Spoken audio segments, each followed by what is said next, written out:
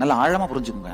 உங்க வாழ்க்கையில எத்தனை பேரை நீங்க இன்னும் கைவிடாம தொடர்ந்து வாழறீங்களோ அவங்க எல்லாரும் உங்களுக்கு இருக்கிற எக்ஸ்ட்ரா கைங்க. நீங்க கைவிட்டவங்க எல்லாம் மைனஸ்.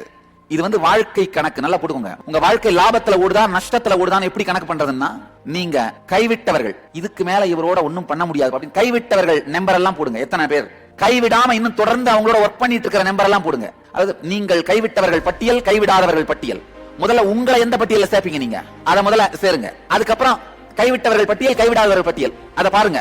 உங்களுக்கு 10 மார்க், மற்ற எல்லா நபருக்கும் ஒரு மார்க். நீங்க உங்களை கைவிடுறது 10 பேர் கைவிட்டதுக்கு சமம். அதான் உண்மை. இந்த கணக்கை போட்டு பாத்தீங்கன்னா தெரியும் உங்க வாழ்க்கை லாபத்துல ஓடுதா நஷ்டத்துல ஓடுதான்னு. வாழ்க்கை கணக்கு பேங்க்ல இருக்கிற பணம் சார்ந்த கணக்கை வச்சு ஓடுறது இல்ல. பணம் வாங்கி கொடுக்க முடியாத பல விஷயங்கள் வாழ்க்கையில இருக்கு. ஏன்னா மனிதர்கள் தான் வாழ்க்கையை உருவாக்குகிறார்கள். நல்லா புரிஞ்சுக்கோங்க. மனிதர்கள். நீங்கள் கைவிடாமல் இருப்பவர்கள் உங்களுக்கு வாழ்க்கையை உருவாக்குகின்றார்கள். கைவிட்டவர்கள் உங்கள் வாழ்க்கையை வெறுமையாக்குகின்றார்கள். உரிமையாக்கலும் வெறுமையாக்கலும் உங்கள் முடிவால்.